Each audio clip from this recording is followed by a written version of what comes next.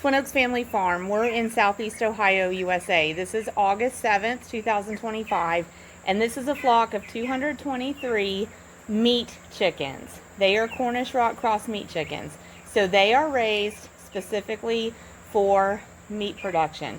We can start them, grow them, and finish them for top quality poultry in 42 days. In fact, 42 days is exactly our preference for the amount of time we want to raise them from start to finish. Here's some in this corner that have been dust bathing. They're enjoying that.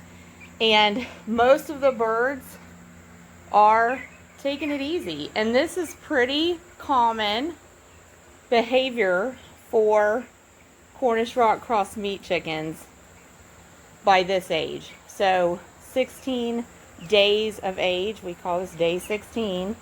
So just over 2 weeks, and they actually are a third of the way through the time that we're going to spend raising them, but they are going to grow at an incredibly rapid rate here in the last 2/3. They grow faster than they feather. There's some there enjoying some dust bathing. We don't handle our birds a lot. We try to avoid actually picking them up because we don't want to cause any injury where those feathers are growing into the skin.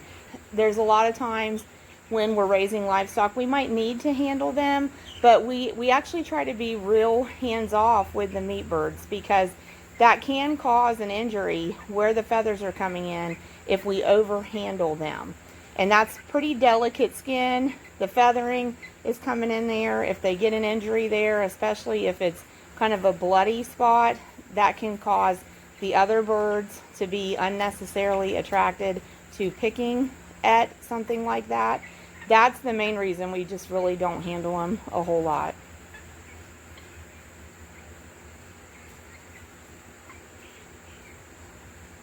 Even their dust bathing is slightly different from how we see our egg production chickens dust bathe. And they don't dust bathe to nearly the extent that our egg production chickens do.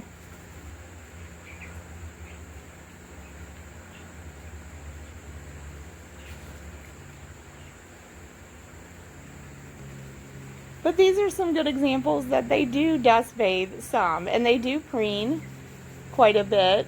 It's good, actually. Those two are dust bathing kind of toward each other's backs. They're actually kind of helping catch each other so one of them doesn't lose their balance. Now that one went kind of the opposite direction, but so there's a great example of them dust bathing.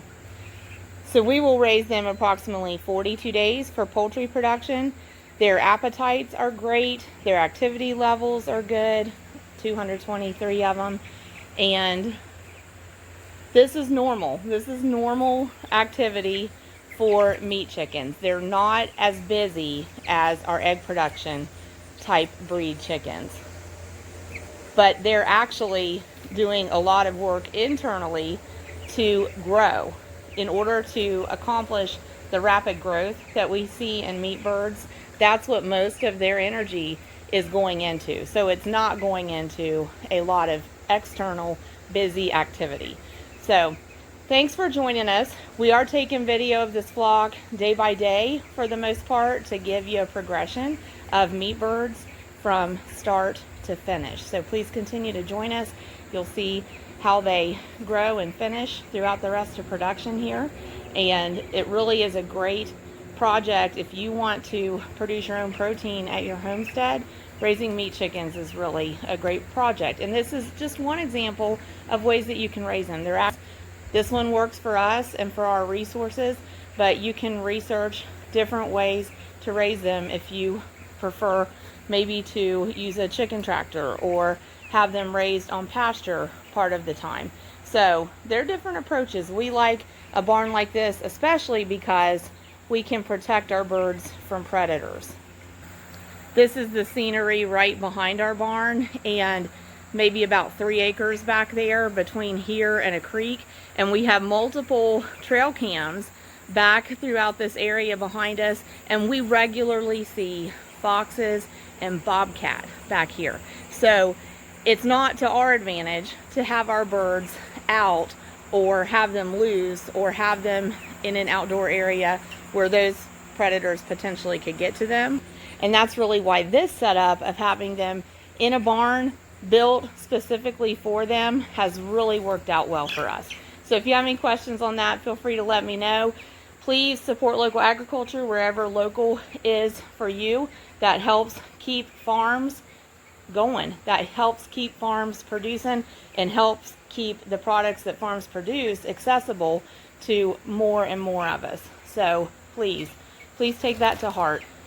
Please go source some of your foods from farmers and ranchers in your area close to where you live. And we encourage you to raise what you can, because there's nothing more satisfying than producing your own food for your household. God bless y'all.